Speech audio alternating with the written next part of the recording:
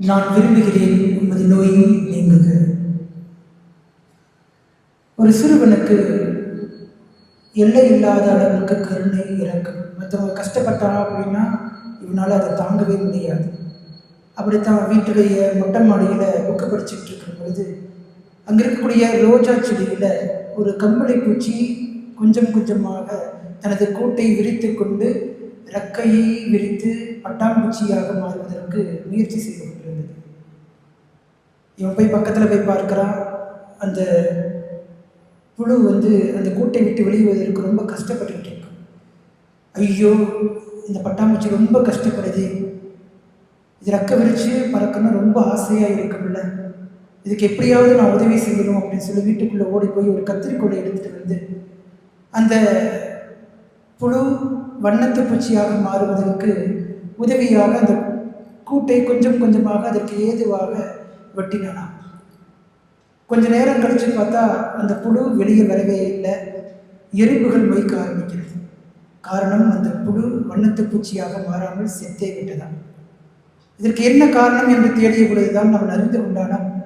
அந்த வண்ணத்து பூச்சி அந்த குழுவிலிருந்து வெளியே வரும் பொழுது அந்த ரெக்கையை விரிப்பதற்கான முயற்சியிலே ஈடுபடும்.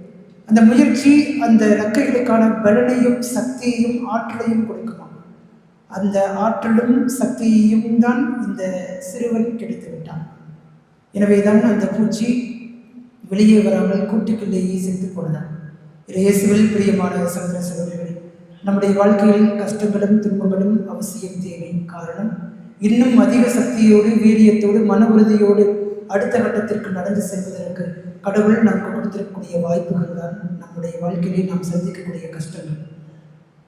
இயேசுவில் பிரியமானவர்களை, இன்றைய நற்செய்தி வாசகத்தில் ஒரு தொழுநோயாளர் ஆண்டவர் இயேசுவிடம் வரக்கூடிய நிகழ்வும் ஆண்டவர் இயேசு அவரை தொட்டு குணப்படுத்திய நிகழ்வும் நமக்கு கொடுக்கப்பட்டிருக்கின்றது.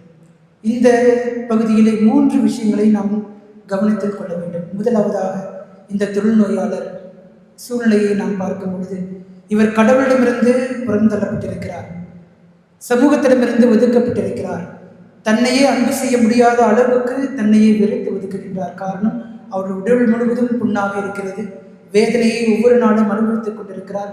சுற்றாரும் உறவுகளும் அவரை ஏற்றுக்கொள்ளாமல் ஊரை விட்டு ஒதுக்கி வைத்திருக்கிறார்கள். தொட்டால் தீட்டு, பட்டால் பாவம் என்று சொல்லி அவரை புறக்கணித்திருக்கிறார்கள். அவர்களோடு ஒட்டு உறவாடுவதற்கு ஒருவர் கூட இல்லை. இது கடவுள் எனக்கு கொடுத்த சாபம் என்று நினைத்துக் கொண்டிருக்கிறார். என்னுடைய பாவத்திற்கான தண்டனையாக அவர் அனுபவித்துக் கொண்டிருக்கிறேன் என்று நினைத்துக் கொண்டிருக்கிறார். இப்படிப்பட்ட சூழ்நிலையில் தான் ஆண்டவர் இயேசுவிடம் அந்த மனிதர் வருகிறார். இயேசுவை பார்த்த உடனே அடுத்த தடவை பார்த்துக்கலாம், அவர் டிஸ்டர்ப் பண்ண வேண்டாம் என்று சொல்லி ஒதுக்கி போகவில்லை. தனக்கு கிடைத்த முதல் சந்திப்பிலேயே தனக்கு என்ன தேவையோ அதை ஆண்டவரிடம் கேட்டு பெற்றுக்கொள்கின்றார். பிரியமான சகோதர சகோதரிகளே, நாம் நினைத்துக் கொண்டே இருப்பதால் தான் நம்முடைய வாழ்க்கை பல நேரங்களிலே மாறுவதே இல்லை. செயலில் இறங்க வேண்டும். செயலில் இறங்கினால்தான் நம்முடைய வாழ்க்கையிலே வளமும் நலமும் பெறும். நாம் யார் என்று முடிவு செய்வது நம்முடைய செயல்கள் தான். நாம் என்ன நினைக்கிறோம் என்கிற எண்ணங்கள் அல்ல, நாம் வகுக்கூடிய திட்டங்கள் அல்ல, நாம் பேசக்கூடிய சொற்கள் அல்ல, மாறாக நம்முடைய செயல்கள் தான் நாம் யார் என்று மற்றவர்களுக்கு எடுத்துக்காட்டும். எனவே முதலாவதாக சிந்தனையாக முதலில் செயலில் இறங்கவும். இரண்டாவது, விருப்பம் நமக்கு வல்லமையை தரும். நாம் செய்ய வேண்டும் என்று சொல்லி செயலில் இறங்கும் பொழுது அந்த ஆர்வம், அந்த விருப்பம் நமக்கு இருக்கிறது என்று சொன்னால் அந்த செய்வதற்கான ஆற்றலையும் சக்தியையும் நமது உள்ளமும் மனமும் நமக்கு கொடுக்கும். அந்த ஆர்வமே நமக்கு கொடுக்கும் என்கிறது தான் இந்த நற்செய்தி வாசகம். ஆண்டவர் இயேசு, தோ நான் விரும்புகிறேன், நீ நலமாக என்று சொல்லி அவரை தொட்டு குணப்படுத்துகின்றார். அவருடைய வல்லமை எங்கிருந்து வந்தது? அவருடைய விருப்பத்திலிருந்து வருகிறது. இதோ நான் விரும்புகிறேன், நீயும் விரும்புகிறாய், நீ விரும்புவது போல நான் விரும்புவது போல நீ குணமாக என்று சொல்லி ஆண்டவர் இயேசு அந்த வல்லமையினால் அவனை சுகப்படுத்துகிறார். பிரியமான சகோதர சகோதரர்களே, இந்த விருப்பம் நாம் செய்யக்கூடிய காரியங்களுக்கான வலிமையையும் சக்தியையும் கொடுக்கும். எனவே செயலில் இறங்கவும், விருப்பத்தோடு செயல்படவும் அதற்கான அருளும் ஆசிரும் ஏற்கனவே நமக்கு கொடுக்கப்பட்டிருக்கிறது. மூன்றாவதாக, இந்த தொழுநோயாளர் சமூகத்தினரால் கடவுளால் புறக்கணிக்கப்பட்டவராக சித்தரிக்கப்படுகின்றார், என் நடத்தப்படுகின்றார். ஆனால் ஆண்டவர் இயேசு இந்த புதுமையின் வழியாக மீண்டுமாக அந்த உறவை புதுப்பிக்கின்றார், கடவுளோடும் அதே சமூகத்தோடும். இது ஒரு புதிய மனிதனாக புதியதொரு வாழ்க்கையை ஆரம்பிப்பதற்கான ஒரு துவக்கத்தை அவனுக்கு கொடுக்கின்றார். இன்றைய நாளில் நாம் சிந்தித்து பார்ப்போம். எத்தனை மனிதர்களோடு நாம் உறவை புதுப்பித்துக் கொள்ளாமல் துண்டித்து இருக்கிறோம்.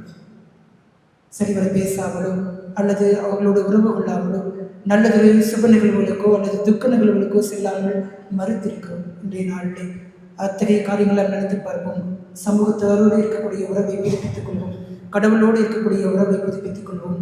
நல்லதொரு ஒப்புரவு அருட்சாதனத்தின் வழியாக கடவுள் உங்களையும் என்னையும் நிறைவாக ஆசீர்வதிப்பாராக.